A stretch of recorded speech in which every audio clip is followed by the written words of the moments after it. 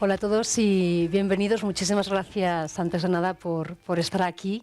Hoy vais a escuchar, os voy a tutear, vais a escuchar el testimonio de una mujer que tiene un testimonio muy interesante, es un testimonio vivo de los últimos acontecimientos que ha vivido Ucrania en los últimos años. Es Sasha Romansova. Ella tiene 37 años, ella dirige el Centro para las Libertades Civiles de Ucrania, que es una organización que documenta desde 2007, pero especialmente desde el Euromaidán y desde 2014, desde el comienzo de la guerra del Donbass, las violaciones de derechos humanos y los crímenes de guerra cometidos por Rusia en territorio ucraniano y en los territorios ocupados. Esta organización recibió el Premio Nobel de la Paz en 2022.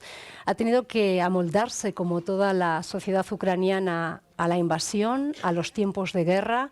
Ha tenido que cambiar su manera de trabajar y también su manera de relacionarse en el exterior para conseguir documentar los crímenes que se están produciendo, de los que sabemos poco a poco algo más en este último año, pero de los que todavía nos falta muchísima información. Sasa, como muchísimas mujeres del país, ha tenido que amoldarse. El papel de las mujeres en este conflicto es muy importante porque ellas se han quedado, por así decirlo, como soporte en la retaguardia de la guerra. Ellas están manteniendo el país mientras sus hombres están yendo a luchar. Ellas han tenido a veces que marcharse con sus familias fuera del país porque no han podido quedarse en el territorio, pero son las que mantienen toda una estructura de apoyo a sus hombres, a su sociedad y a su gobierno a la hora de hacer un frente común contra la invasión rusa. Sasa era economista, cambió en un momento dado su vida para dedicarse al activismo social, a la lucha por esclarecer estas violaciones de los derechos humanos.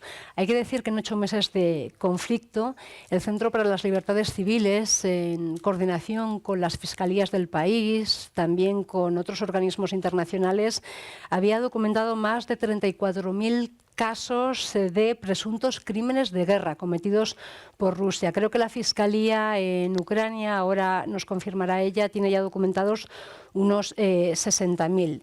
Yo creo que es interesante hablar con ella hoy de cómo ha tenido que amoldarse la sociedad ucraniana a la guerra, cómo han tenido que cambiar su manera de trabajar, cómo se pueden investigar los crímenes de guerra cuando la guerra lo que te da, para bien y para mal, es un anonimato. Anonimato si eres una víctima. Puedes sufrir uno de los miles de abusos más que sufren miles de ciudadanos. Y desde el punto de vista de los agresores, es muy difícil identificar a los agresores de una violación, de un asesinato, soldados que entran en una zona, luego se marchan, tener pruebas de que han sido ellos y poder documentar estos crímenes. Yo lo he visto sobre el terreno. Yo soy periodista de Radio Nacional, he estado 4 veces este año en Ucrania. He estado sobre el terreno, he visto los lugares del frente, he estado presente en exhumaciones de fosas comunes y he estado entrevistando también a los fiscales que, como el de Bucha, están reuniendo documentación para poder documentar estos casos y poder abrir causas penales. Es muy difícil. Ya sabemos que la Corte Penal Internacional cursaba una orden de detención esta semana contra Vladimir Putin y contra otra integrante de su equipo por el presunto secuestro de niños ucranianos que han sido llevados a territorio ruso, pero es muy difícil buscar y juzgar a los culpables en la guerra. Vamos a hablar con Sasa ahora mismo de cómo se trabaja, cómo han tenido que amoldarse, como decíamos, a esta situación de guerra y lo complicado que es poder documentar y al final exigir responsabilidades. Sasa, bienvenida, ¿qué tal? Yo creo que en primer lugar nos tienes que hablar del Centro para las Libertades Civiles. En realidad nace mucho antes de la invasión, cobra fuerza con el Euromaidán y con la guerra del 2014 y cómo en un momento dado con la invasión de 2022, del 24 de febrero, tenéis en cierto modo que cambiar el chip, seguir haciendo un trabajo que ya hacíais, pero empezar a trabajar desde cero ante una situación totalmente nueva.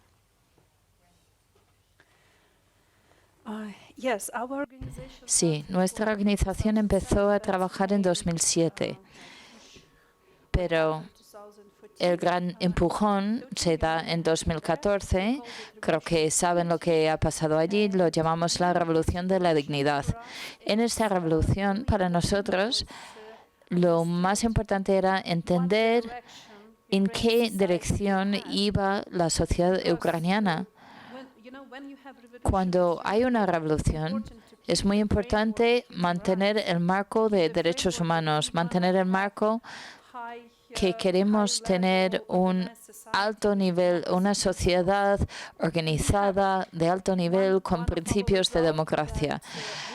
Y lo tenemos. Uno de los resultados es que encontramos más de 300 personas desaparecidos en la Revolución de Dignidad. Algunos murieron, otros 29 personas siguen desaparecidos. Recibimos llamadas de muchas personas, la mayor parte de Maidán, pero algunos llamaban también de la parte anti-Maidán, que había un anti-Maidán que apoyaba al presidente Yanukovych. Y los principios eran derechos humanos ante todo y que en nuestro país tenemos que gestionarlo nosotros. Y si alguien está elegido y adopta el nombre de presidente, pero no hace las funciones de presidente y trabaja solo para sus propios intereses, necesitamos cambiarlo, tenemos que cambiarlo. Pero en este momento no nos dio la oportunidad de hacer un procedimiento, lo que llamamos impeachment, o sea, un procedimiento contra, pero nuestra ley no abarca este tipo de procedimiento. Y entonces por eso hicimos la revuelta de Maidán. Documentamos esta información de 16 casos que apelaron a nosotras y apelamos al Tribunal Criminal Internacional, el Penal Internacional.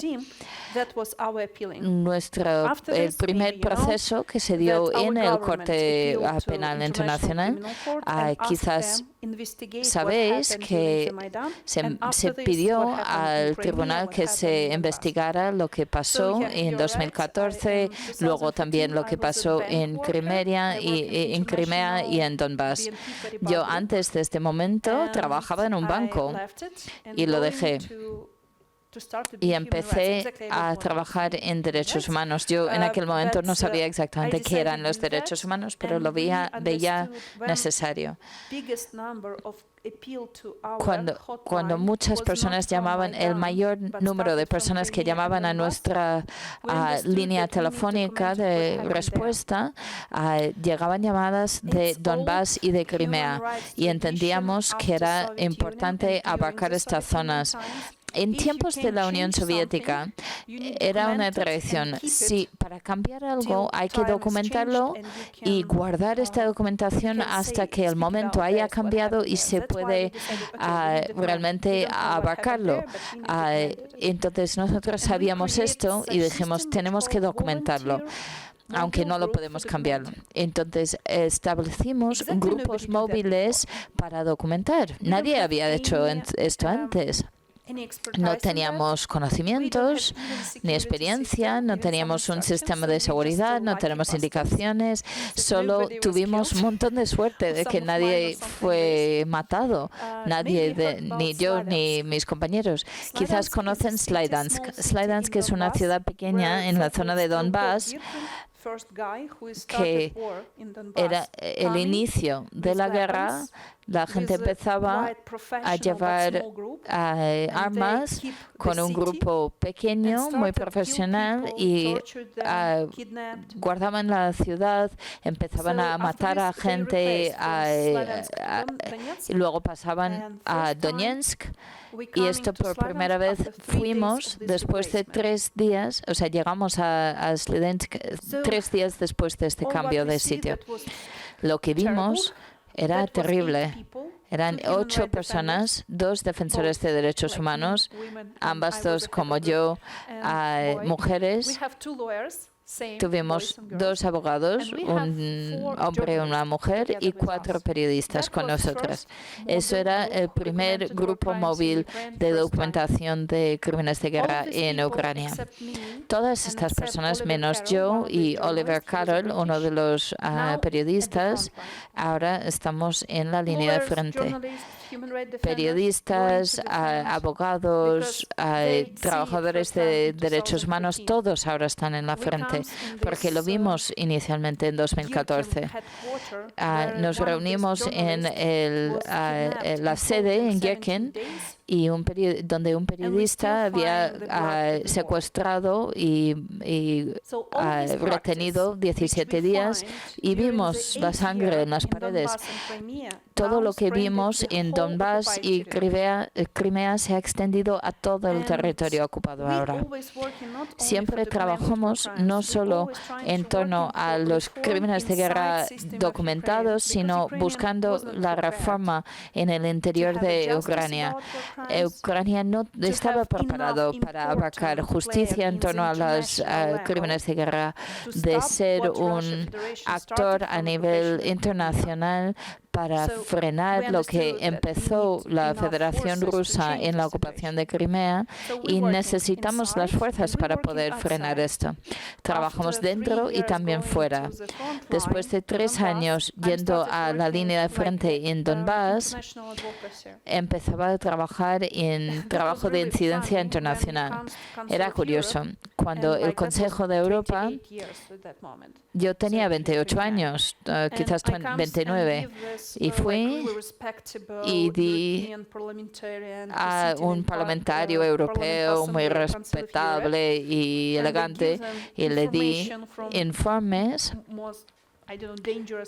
del lugar más peligroso de Donetsk, y dijo, ¿quién ha hecho este documento?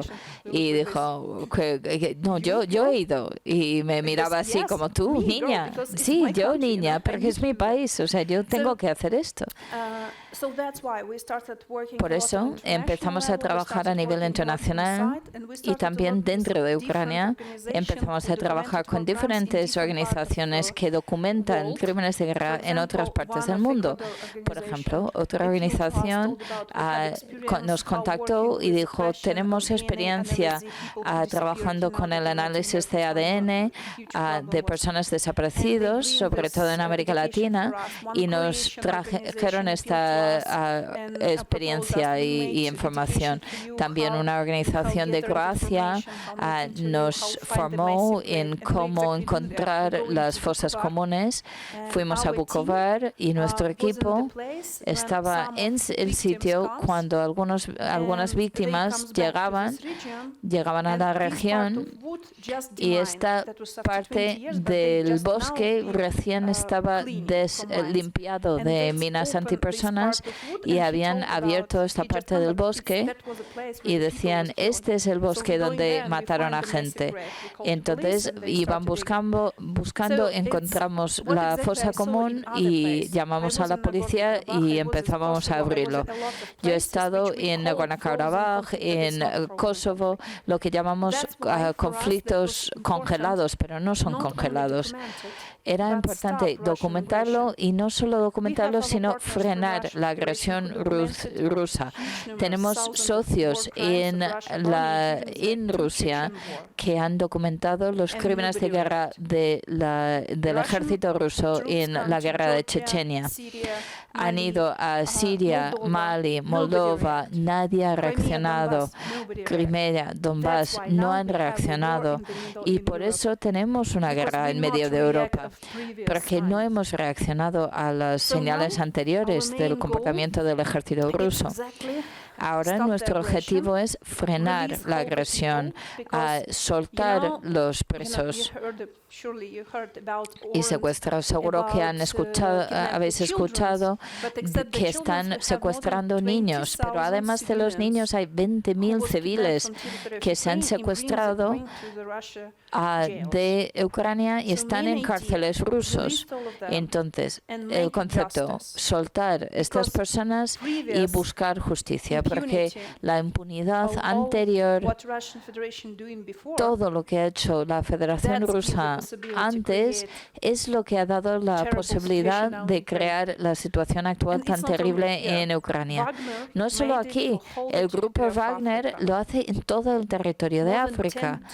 Más de 10 diferentes países en África tienen su propio régimen autocrático debido al apoyo del grupo Wagner. Vivimos en un pueblo pequeño que se llama El Mundo. No existe una guerra que no nos toca. Cada guerra llega a tu casa en algún momento. Sasa, vamos a seguir hablando ahora de la comisión, pero yo quiero que nos cuentes tu experiencia de cómo vives la invasión, esa que nadie nos esperábamos, cómo vivís aquel día, y que me hables también de las mujeres. Es verdad que a los que hemos estado en Ucrania nos sorprende lo que os decía, que en la retaguardia son las mujeres las que tejen las redes para el frente, las que están recaudando dinero, comida, medicinas, ves médicos, ves... Hay hombres que no han sido enrolados o que no se han alistado en el frente. Ahora cada vez hay más mujeres que se están alistando también como militares voluntarias. Pero tú esto lo compartes, no sé cómo os ha afectado a vosotros, sois las mujeres, ¿no?, las que tomáis un poco las riendas del país, pero el país tiene que seguir funcionando, no solo funciona en el frente, y ahí el papel de vosotras ha sido esencial. ¿Cómo vives ese día de la guerra y qué nos puedes hablar del papel que crees que estáis teniendo las mujeres en este conflicto? Y luego seguimos con la comisión. Okay. Bueno, yo en mi familia somos tres. Yo, mi madre y mi hermana mayor. No tenemos hombres en la casa. Lo que cambió después del 24 de febrero, yo las mandé fuera a mi madre y mi hermana. Yo creo que yo era la persona más preparada de Ucrania para anticipar la guerra. ¿Por qué? Porque yo ya había vivido en partes de Ucrania sin electricidad, ya en 2014. Yo había visto este momento. Yo había ya comprado un generador solar. Antes de esto, hablamos con nuestro equipo, 24 personas, casi todas mujeres. Solo hay 3 hombres en la organización. Y hablamos de esto. Si ocurre, ¿qué haremos? ¿Qué tipo de escenarios posibles hay?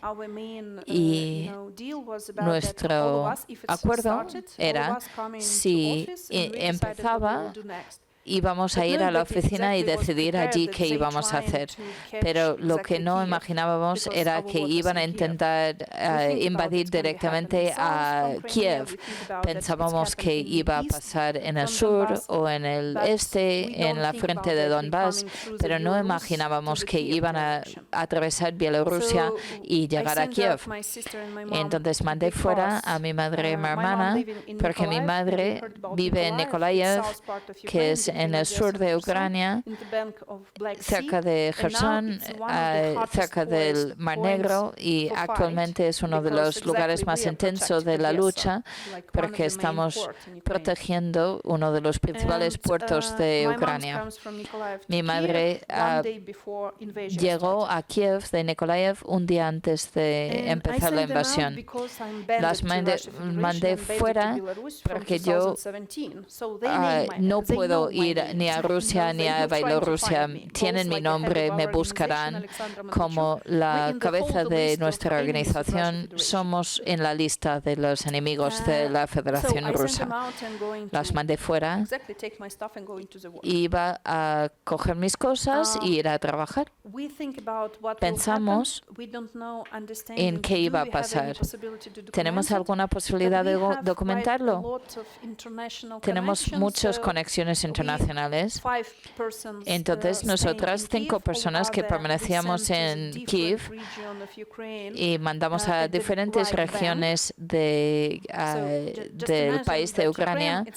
Ucrania es como una España y media en términos de superficie. 20% de esto ya estaba ocupado, 25% en aquel momento. Cerca de los Cárpatos, más cerca del resto de Europa, estaba más protegido. No había soldados rusos allí. A veces llegaba los cohetes, pero se podía trabajar más o menos. Entonces, la mayor parte del equipo fue a esta parte de Ucrania. Teníamos un plan de quién sería siguiente si yo o si no respondíamos durante 5 horas. Entonces, había una cadena de mando para saber quién tomaría el relevo si no estábamos. Nos permanecíamos en Kiev, dimos entrevistas, unos 20 entrevistas al día, porque teníamos contacto con diferentes comunidades y organizaciones internacionales. Nosotras estamos dentro y otros estaban fuera, y era fácil mostrar lo que estaba pasando, porque estábamos en nuestras residencias civiles y los cohetes estaban explotando muy cerca de nosotras. Y cuando alguien, como una televisión india, proponía que no solo ucranianos hablaran y también personas desde Rusia, que empezaban a decir cosas idióticas como justo en este momento sonaba un cohete en el micrófono y decían que ¿tú crees que estoy en un base militar? Que, en fin, que servía para desmentir. Entonces, de noche siempre estaban bombardeando, no puedes dormir de noche, entonces pues lo aprovechas para trabajar, y de día pues hacíamos entrevistas y intentábamos dormir. Por eso que no veíamos la luz de día. Yo cocinaba para 8 personas de noche también, para todo el equipo. ¿Qué pasó con las mujeres en este tiempo? Tenemos 70.000 mujeres actualmente en el ejército. Eso es una diferencia muy grande entre la cultura rusa y ucraniana. Las mujeres ucranianas, nadie puede llamarlas débiles, nunca jamás. Muchas mujeres se han sumado al ejército. Actualmente es el ejército con mayor número de mujeres en Europa. Esto no quiere decir que el ejército ucraniano no es muy cómodo para mujeres, que tiene vestigios de la cultura soviética. Hemos ido cambiándolo. Actualmente, las mujeres, las diputadas en las fuerzas diplomáticas empiezan a estar, porque los hombres no pueden salir de Ucrania. Entonces, todas las delegaciones diplomáticas en el Consejo de Oro, en el Consejo de Europa, de las Naciones Unidas, todas son mujeres, casi todas. Actualmente, Ucrania está trabajando como una enorme ONG. Parte de esta ONG está en la línea de frente. Las personas que están en la frente son escritores, periodistas, maestros, conductores de taxis, de informáticos, en fin, que siguen trabajando desde la frente. Y tenemos una profesora, por ejemplo, que sigue dando clase a sus alumnos desde la frente por Zoom. Entonces son gente absolutamente normal, no son militares profesionales. Ya no tenemos un ejército normal, porque Yanukovych en su presidencia guerra, en el esfuerzo de destrozar el ejército. Lo que tenemos son milicianos. Teníamos más milicianos que miembros del ejército formal. Son gente normal que tiene mucha conexión con sus familias, con sus compañeros, amigos, etcétera. Y luego la otra parte de la sociedad que no está en la línea de frente somos el sistema de logística, porque el ministerio puede organizar a largo plazo, pero nosotras podemos hacer esto. Amigos, amigas, familias. Actualmente las mujeres han empezado empresas, por ejemplo, para traer todo lo que necesitan los soldados. Cuando cayó la nieve, en algún momento teníamos que cambiar 200.000 uniformes por camuflarse en la nieve. Y claro, estás muy motivada porque son tus amigos, tus hijos, hijas, maridos, mujeres. Entonces,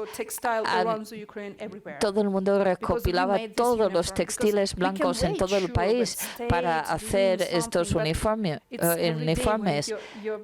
Es a diario que sabes que tu gente querida puede ser matado si no tienen este uniforme. Entonces se hace muy rápido. 80% de los refugiados, actualmente hay 13 millones de personas refugiadas y estos son mujeres y niños y niñas que organizan reuniones en toda Europa, que están haciendo las conexiones entre empresas, que están recopilando donaciones, por ejemplo. Y es muy importante para nosotras y nosotros toda esta implicación de las mujeres de tomar decisiones después de la victoria. Mi vida como tal no ha cambiado mucho, porque yo llevaba 9 años ya en esto, pero sí que mi familia sí. Le preguntaba yo a Sasha antes de empezar esta charla, ¿cómo se empieza a documentar? ¿Cómo se empiezan a documentar los crímenes de guerra? Es fácil, tú puedes ver, yo he estado en una exhumación en los alrededores de Bucha, en un bosque, en una exhumación de una fosa en la que encontraron 7 hombres. Esos 7 hombres, según nos dijo el jefe de la Policía Regional, tenían los huesos rotos, no tenían documentación, sabían por eso que les habían pegado, seguramente para interrogarles, que podrían ser miembros de las defensas territoriales, que son unidades de gente civil, que hacen puestos de vigilancia, que dan información al ejército, y tú veías la fosa, veías cómo sacaban los cuerpos, el olor a putrefacción, porque habían sido asesinados en marzo y era junio, hacía mucho calor, veías la huella de los tanques rusos, donde habían estado las unidades rusas, hasta los restos de las cajas de comida. Y hablando con el fiscal de Bucha, le preguntábamos, ¿y cómo se puede identificar a la gente que ha hecho esto? Hablaba antes del anonimato de la guerra, luego hablaremos del tribunal y de las posibilidades de que se pueda juzgar a Putin, pero ¿y los soldados, los que han cometido estos crímenes, cómo se pueden identificar? ¿Cómo puedes encontrar a esa gente, exigirles responsabilidades si ya se han marchado a los territorios ocupados o se han marchado a Rusia? Y le decía yo a Sasha que el fiscal de Bucha nos enseñó las pruebas con las que iban identificando ya a muchos soldados rusos. Se rompía la voz, a él le costaba mucho, porque nos estaba contando historias de vecinos que habían perdido la vida. Nos enseñó vídeos de las cámaras de seguridad de la ciudad en las que se veía cómo los soldados rusos a veces mataban por la espalda a hombres ucranianos con los que habían estado hablando en ese momento, que habían pasado, y luego pues jugaban a ver quién le dispara primero, o tú o yo. Y nos contaba, que yo se lo decía a Sasha, que a mí me sorprendía, que habían sacado muchísima información de los soldados, incluso llegaban a saber sus nombres, a qué unidad pertenecían, a través de los móviles que esos soldados rusos habían robado a los cadáveres, a los muertos ucranianos. Con esos móviles, pues ellos habían mandado sus SMS a sus familiares en Rusia. Pues así, a través de las cámaras. Entonces, yo quiero que nos cuentes por dónde se empieza Y porque sí, los últimos responsables pueden ser los altos mandatarios, pero ¿por dónde se empieza a documentar? Se empiezan a documentar esos casos y a buscar responsabilidades y a saber qué es lo que ha pasado, porque lo que ha pasado lo estamos viendo. Sasa, ¿y cuánto puede llevar esto? 3 años. Bueno, tenemos 34.000 casos actualmente y cada semana se suma otro 1.000. ¿Qué significa un caso? Un caso es que tenemos 3 fuentes diferentes, independientes, que nos pueden contar de primera persona lo que ha pasado. Solo uno de estos puede ser un oficial, como por ejemplo el fiscal público. Cuando fuimos a Slidansk al principio y documentábamos con vídeo y foto todo lo que podíamos. Primero teníamos historias de personas que habían sido secuestrados y retenidos en sótanos y ellos nos describían dónde era, así intentamos buscarlo. En 2016 hicimos un informe donde encontramos 83 lugares de detención ilegal en Donbass y todas estas prácticas se han mantenido en cada ciudad que han tomado. ¿Qué tenemos que hacer? Necesitamos encontrar y recopilar información de gente que hace esto con sus propias manos. Segundo, tenemos que encontrar quién dio el comando para hacer esto, los órdenes, quién dio órdenes. Si era solo en un sitio o si era una estrategia sistemática de hacerlo en cada pueblo ocupado por las fuerzas rusas. Por eso establecimos esta iniciativa de documentación. Empezó como Tribunal para Putin, que no era el nombre así oficial, pero así se llama. Tenemos una base de datos donde se puede ver en nuestra página web, pone t4p.org, hay traducción en castellano de algunas cosas, hay un plano y una categoría de los crímenes de guerra documentados. Si hablamos de bombardeo de hospitales o destrozo de colegios, en el mapa se puede ver puntos donde ha ocurrido esto y se ve que es sistemático.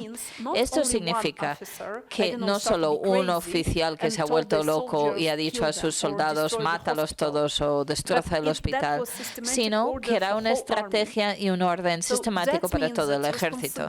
Esto significa que la responsabilidad para este orden sube de nivel y va a nivel de los altos mandos, porque este orden en torno al robo de niños o el secuestro de niños va a nivel de Putin.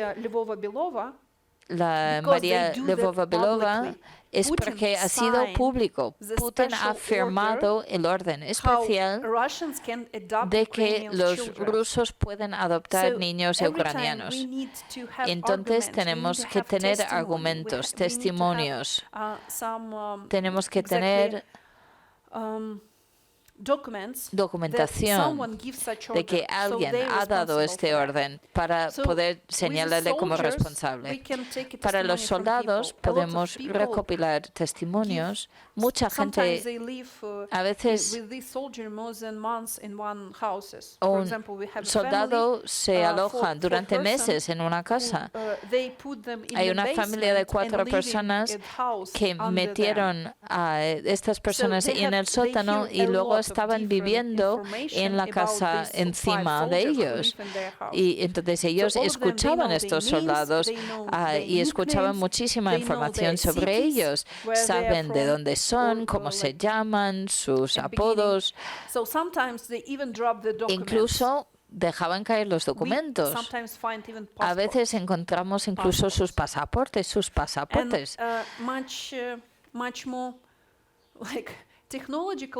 Y de una forma más tecnológica también hay muchas técnicas. Y no sabían de que estas técnicas podrían formar parte de una red. Son iPhone, en donde hay una nube de información sobre dónde va este iPhone, o si han mandado algo desde el sistema oficial de Bielorrusia, se puede rastrear. Ucrania es una sociedad con altísimos niveles de conocimiento técnico. Hay mucha gente, PayPal, por ejemplo, es creado por ucranianos. WhatsApp también creado por ucranianos. Muchas de las personas que trabajan en Google o en Microsoft están en Ucrania. Y nuestros compañeros también de Bielorrusia. Entonces tenemos no solo crímenes de guerra en la vida real, sino también tenemos una guerra, una ciberguerra entre los hackeadores ucranianos y rusos. Uno de estos ataques fue un ataque a la Ucrania por hackeadores rusos, y esto significa que nuestros periodistas, equipos internacionales, fiscales, quizás conocen la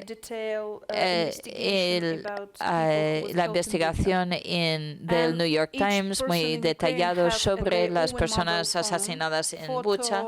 Todo el mundo en Ucrania tiene en su teléfono móvil fotos y información sobre la experiencia de la ocupación. La gente habla de esto.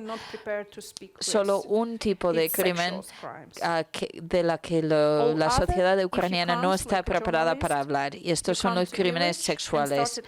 Si empiezas a hablar en un pueblo, los ucranianos están hablando de lo que han sobrevivido. No es difícil hacer que la gente habla menos del crimen sexual. Entonces, ¿cómo llevar a justicia a estas personas? Cualquier sistema de justicia no está preparado para abarcar esto. Necesitamos crear un nuevo sistema internacional y necesitamos exigir un sistema de seguridad internacional, porque no está funcionando la que tenemos. Cada uno de los miembros de mi equipo sientan y viven este dolor, este miedo. Cuando se habla de lo que ha pasado, por eso tenemos apoyo psicológico especial.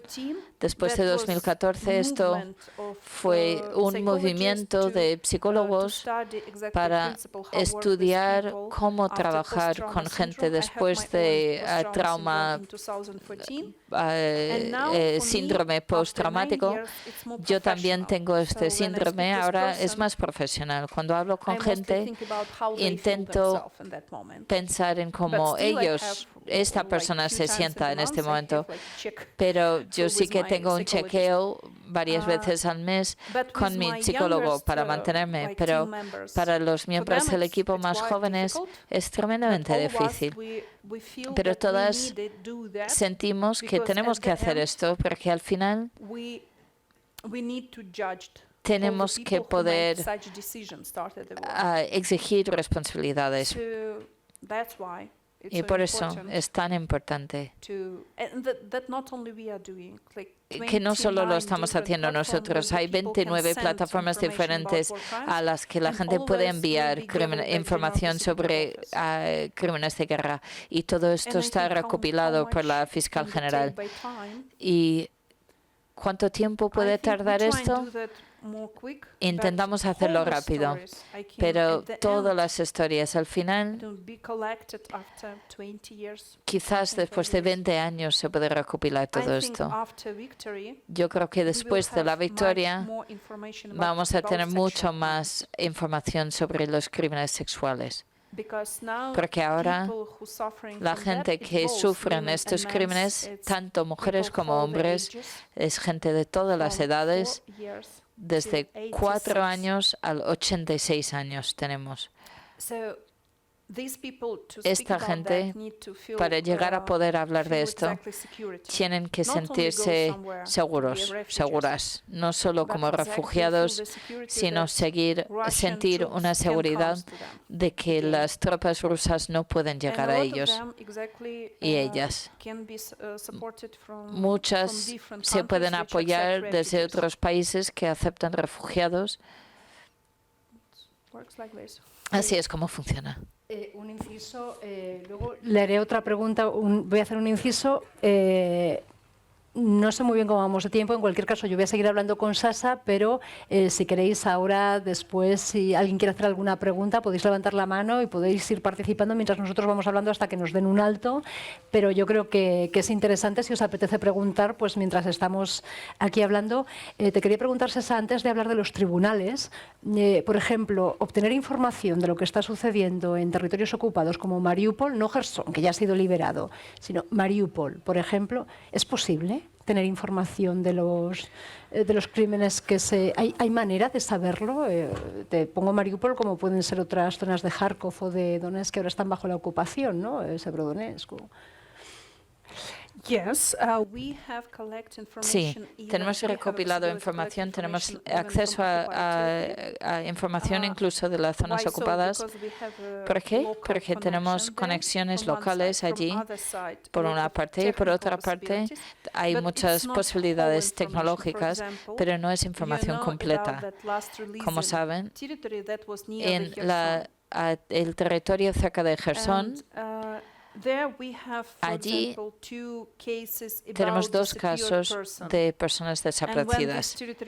Y cuando se soltó este territorio, en un pueblo de donde provenía este pueblo, descubrimos un sótano con 27 cuerpos.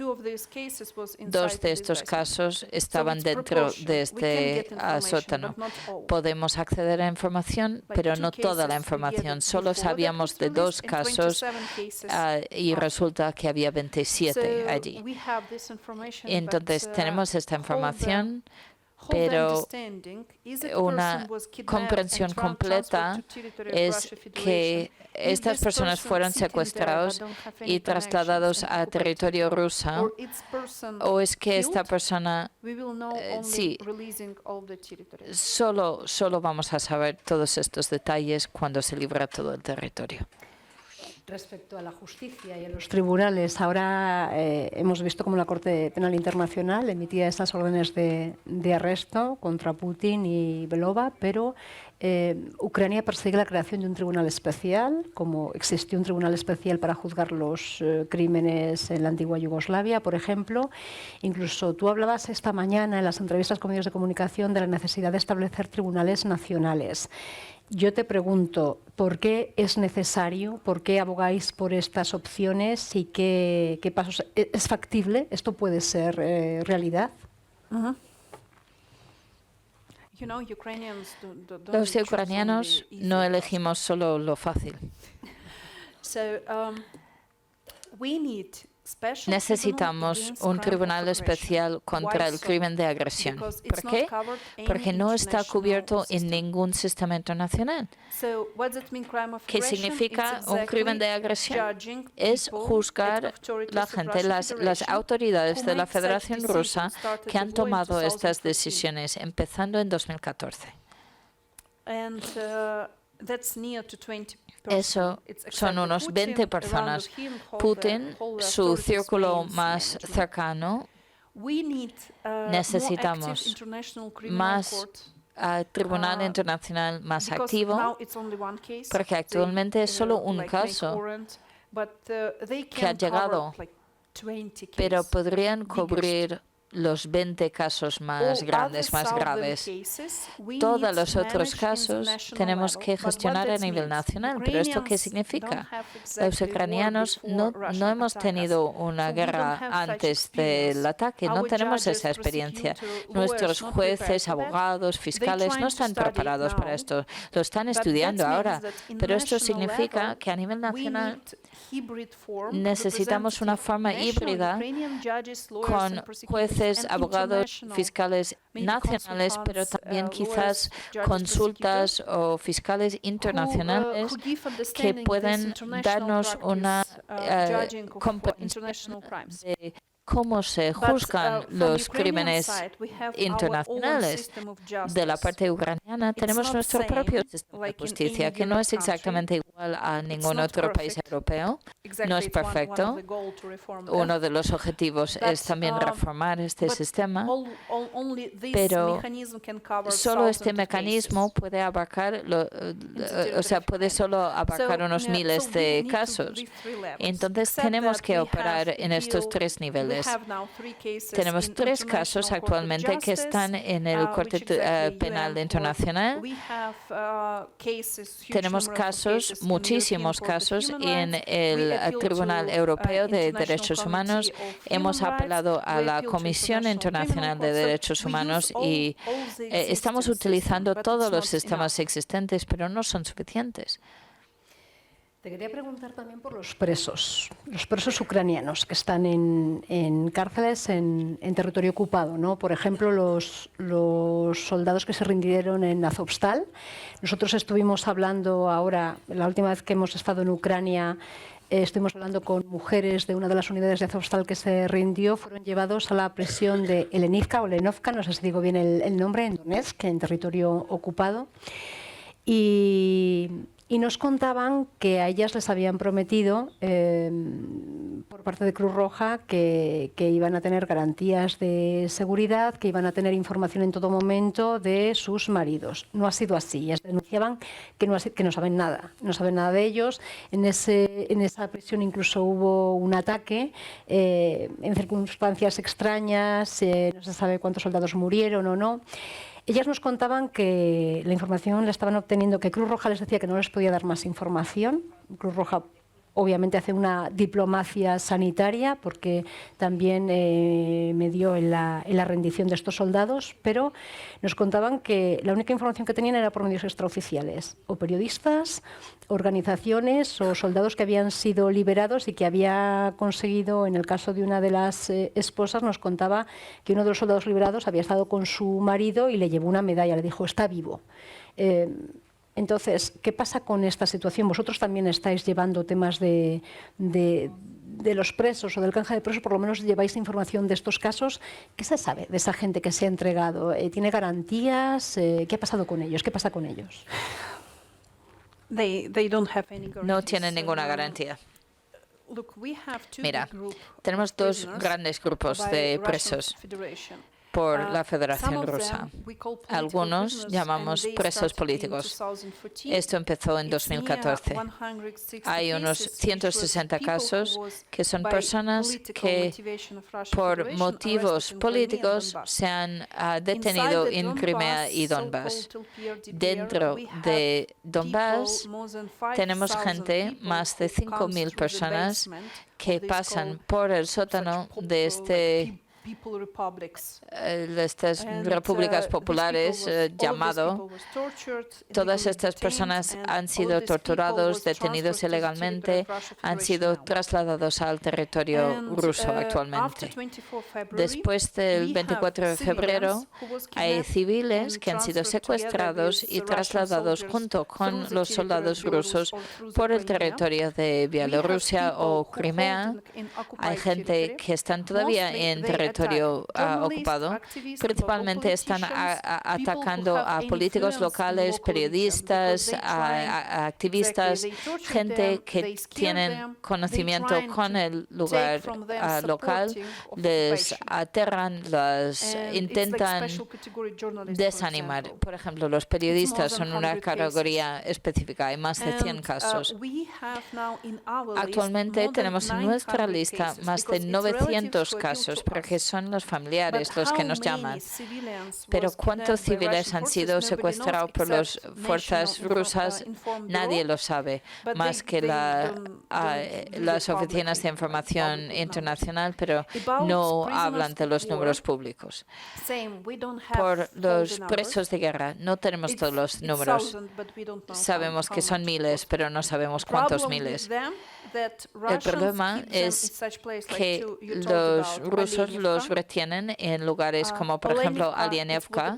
Alienevka es el lugar donde tenemos evidencias de que han explotado desde el interior.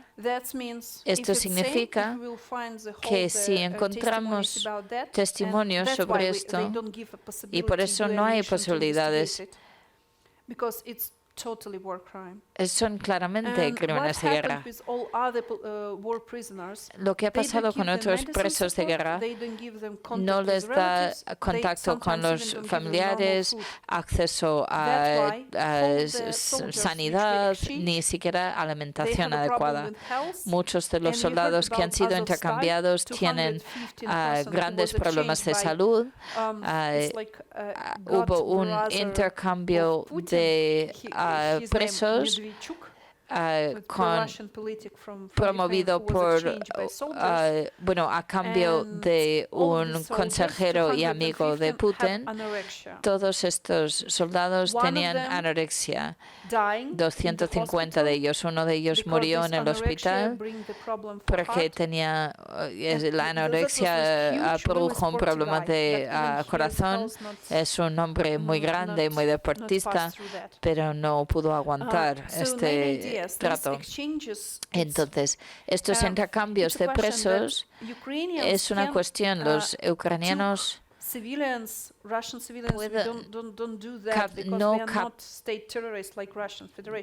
no capturamos a civiles como hacen los rusos, no somos criminales así. Cuando cogemos presos rusos, tenemos un lugar especial para ellos. Cruz Roja tiene acceso, los periodistas internacionales tienen acceso, tienen conexión con sus familiares, tienen acceso a la sanidad. Y hay 3 personas que han hecho esto 2 veces, que han retenido presos en el territorio ucraniano, han vuelto a ingresar en el ejército ruso y de nuevo han sido presos de guerra en territorio ucraniano. Entonces empieza a ser un poco absurdo. Si intercambiamos y ellos vuelven a atacar otra vez, pero tenemos menores números que los rusos. Nosotros no somos tantos. No es una cuestión de que los cogemos. Están intentando matar a los soldados ucranianos. A capturarlos no es fácil para los soldados ucranianos. Y sin embargo, los soldados ucranianos tienen la idea de que si hay la posibilidad de coger un preso es mejor, porque si tenemos soldados rusos suficientes podemos intercambiar por ucranianos. Entonces en el ejército ucraniano es muy motivante de capturar presos de guerra, y estos presos les da permiso a hacerles entrevista. Tenemos un canal especial para escuchar lo que ellos están diciendo, son entrevistas con ellos. También ellos llaman a sus familiares en el vídeo, y a veces sus familiares están decepcionados de que estén vivos. Porque si les hubiera matado, el Estado ruso da dinero a los familiares. Entonces, a veces escuchamos esto y es que no damos crédito. Si no lo escucháramos con nuestras propias orejas, oídos, o sea, en Ucrania esto sería imposible, que alguien no intentase a salvar a sus propios familiares. En fin, esto demuestra que el problema de la agresión sobre Ucrania es resultado de lo que ha ocurrido en el interior de la Federación Rusa. En la sociedad donde un grupo muy pequeño tiene todo el poder y todo el dinero y todos los demás 40 millones de personas tienen que coger préstamos para poder pagar sus facturas, donde el nivel de violencia doméstica es altísimo y no tiene consecuencias. El presidente habla como un abusador, es el lenguaje del poder, en el que el poder es más importante que la ley o mejor que la ley, y todo esto ocurre no solo en el seno de la Federación Rusa, sino se manifiesta en guerra hacia afuera. Dos sociedades que tienen mucha historia muy en común.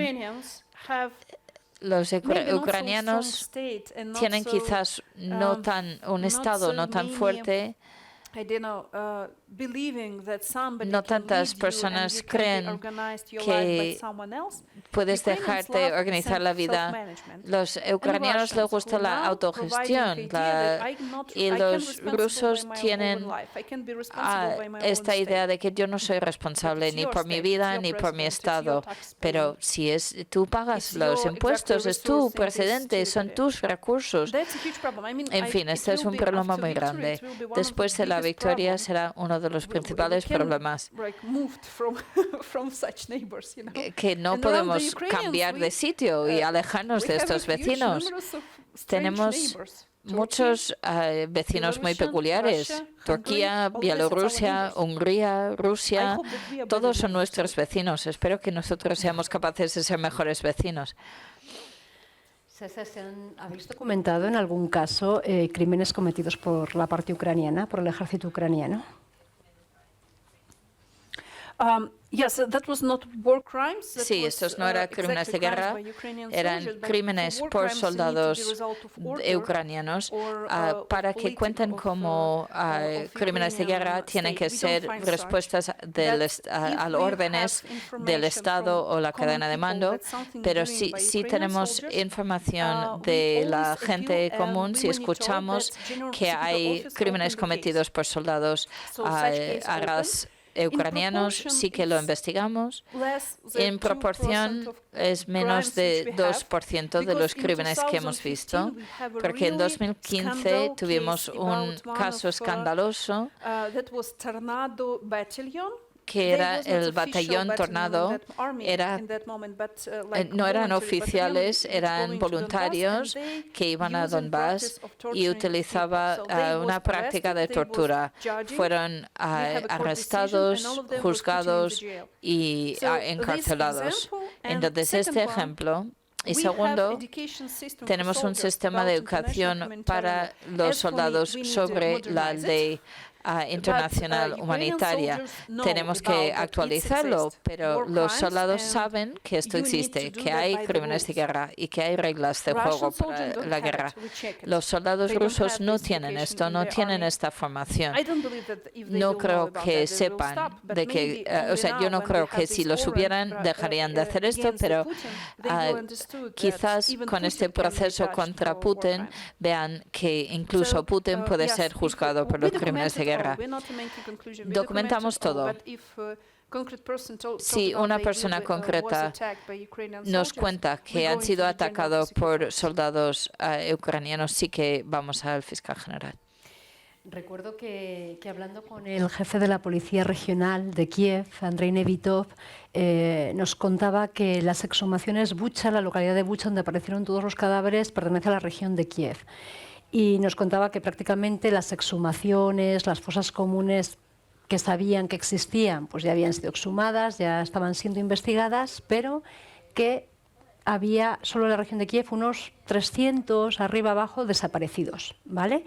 Y él nos contaba, él nos decía así, y decía, vamos a ser realistas, dice, que puede haber alguna persona viva de estas 300. Vale, dice, pero lo que sabemos, lo que hay que admitir es que estas personas tienen que estar enterradas en alguna parte, que están muertas, que han sido asesinadas.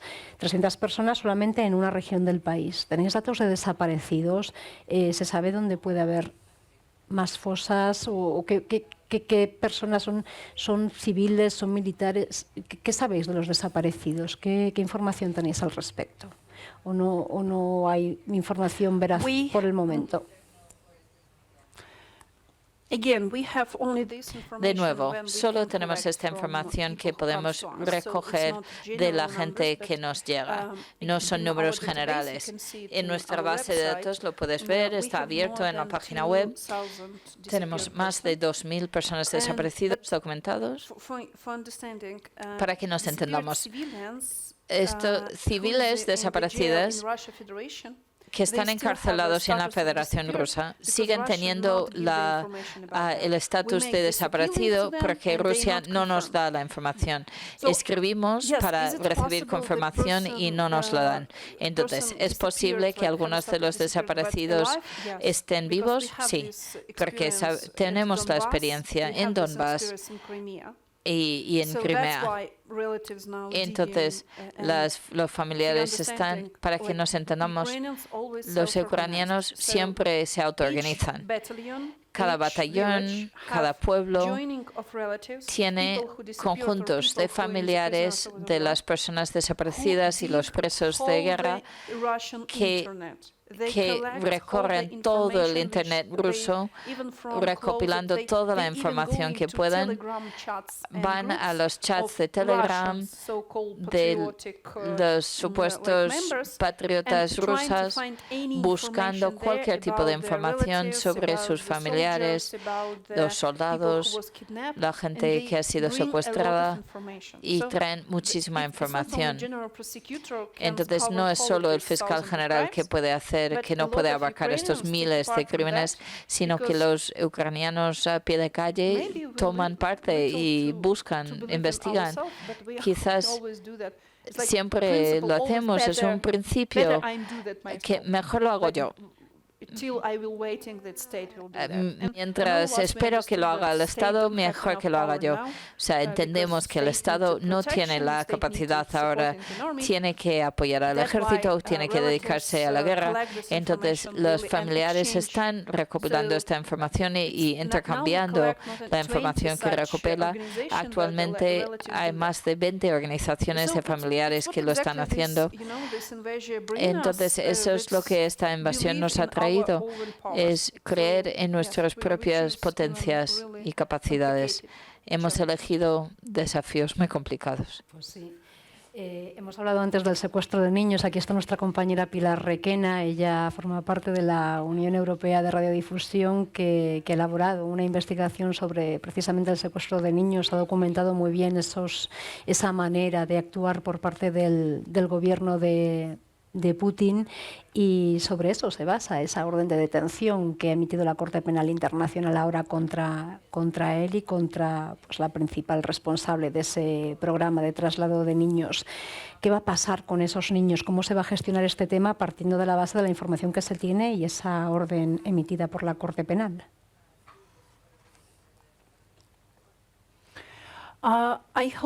Espero que dé una oportunidad a detener a Putin fuera de la Federación Rusa, pero actualmente le encierra dentro de la Federación Rusa, porque 123 países pueden detenerle porque forman parte del Tribunal Penal Internacional.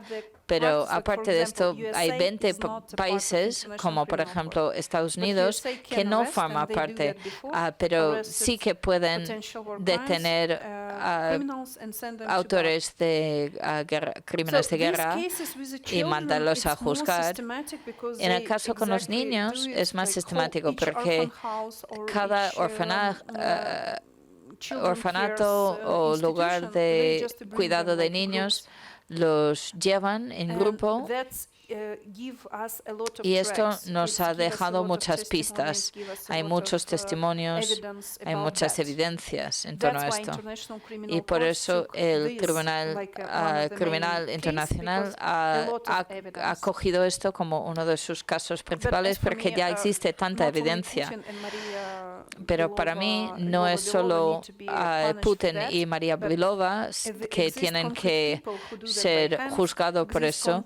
Existen personas, gestores, trabajadores que realizan, jueces, instituciones dentro de la Federación Rusa que no lo frenan.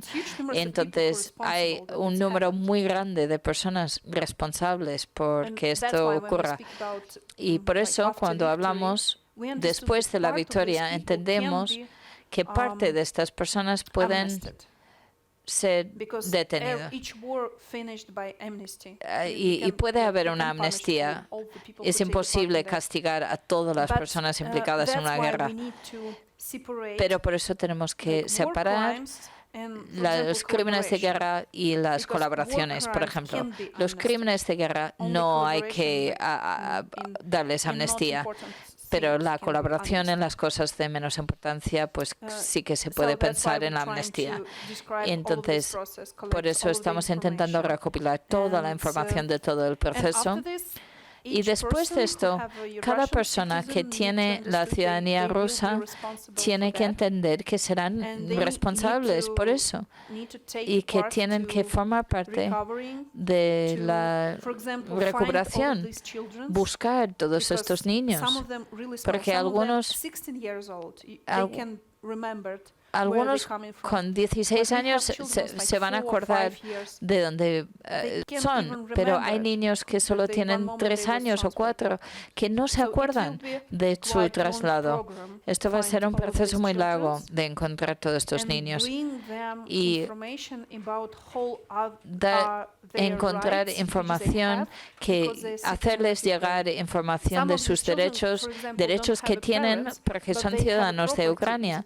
Algunos, por ejemplo, ya no tienen padres, pero tienen propiedades dentro de Ucrania. Tienen derecho a un pasaporte biométrico, por ejemplo. Entonces, estos niños tienen que recibir sus derechos y Espero que cada uno de ellos tenga una persona que le quiere, que le cuide, que intenta salvarle.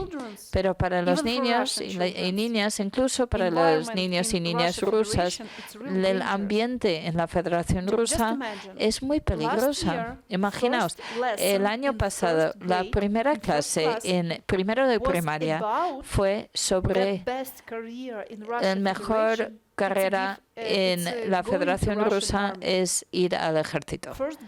En primero de primaria, con 6 o 7 años. Entonces, cuando entran en sexto de primaria, por ejemplo, ya hay armas que hay que poder montar. Hablamos de una sociedad en la que si alguien en la familia te pega, no hay ningún sitio al que puedes ir para contarlo, porque el Estado no penaliza esto. Entonces, si encuentran buenas familias en la Federación Rusa, tendrán apoyos, pero ninguna familia en la Federación Rusa, por buena que sea, puede proteger a estos niños del ambiente que hay en la Federación Rusa. Sasha, ya casi para terminar, luego vamos a ver si hay más preguntas, pero ¿qué lecciones de vida te deja la guerra? A mí me impresionó mucho. Lo que me ha hecho sentir la guerra de Ucrania es que esto nos puede pasar a cualquiera. El país vivía con cierta normalidad, con el foco del Donbass en guerra desde 2014, pero ciudades como Kiev, como el oeste, como... pues todo el país vivían pues en una relativa normalidad, de una manera muy parecida a como podemos vivir aquí en Madrid o en España, y de un día para otro todo cambia. Y a mí me llama mucho la atención cómo de repente todo se adapta, toda la maquinaria del país a la guerra, ¿no? Ya el ver en Leópolis, la retaguardia de la guerra en marzo, cómo el país ya empieza a funcionar. Cambia la manera de pensar a nivel nacional del país, ¿no? Ese sentimiento de unidad y nacionalismo. ¿Qué lecciones te deja la guerra para mal? Porque no te puedo dejar ninguna lección en positivo, pero a mí me deja esa sensación, ¿no? Esa sensación de que hay que defender la democracia y las libertades porque siempre puede prender la llama y podemos perder todo lo que tenemos, que es muy fácil vernos en una situación similar, cualquiera de nosotros, ¿no? Que no es tan lejana la amenaza de la guerra. ¿Qué nos puedes contar de tu experiencia personal? Mi conclusión principal de toda esta situación es que la información y la propaganda puede cambiar cualquier cosa. Porque una de las cuestiones más difíciles que se hizo en los pueblos ocupados, en la gente viviendo bajo la ocupación, se ponen delante de mí y ¿cómo es posible que esta gente veía las mismas dibujos animados soviéticos que yo veía en la infancia, en el mismo idioma? Porque los ucranianos entendemos perfectamente ruso. Solo 10% de las personas pueden hablar bien en ruso, pero todos entendemos ruso. Y cuando hablamos con ellos, cuando explicamos con ellos, no hay fascistas aquí, es gente normal, pero encuentran libros de historia de ucraniana y dicen, aquí hay fascistas. Entonces, para mí es una cuestión muy importante, no solo para los ucranianos, pero 140 millones de personas son mucha gente. ¿Cómo ha podido ocurrir? Y darles la oportunidad de que hagan esto, que se desconecten de su propia responsabilidad por sus propias vidas, desconectarles con su sentimiento de la realidad. ¿Cómo puede ser que por eso es tan importante cuando hablamos de democracia? No es que alguien tiene que traértelo, que llevarte la democracia, no. Nadie puede llegar desde Marte y organizarte el Estado, no. Por eso es tu responsabilidad. No existe nada en el Estado que no sea tu responsabilidad. Y ahora los ucranianos lo sentimos. Nuestra elección es la democracia. No porque queremos ser como Holanda o como España. No, queremos nuestra propia democracia. Que sentimos que ser responsable de tu Estado es tu oportunidad de tener la vida que quieres.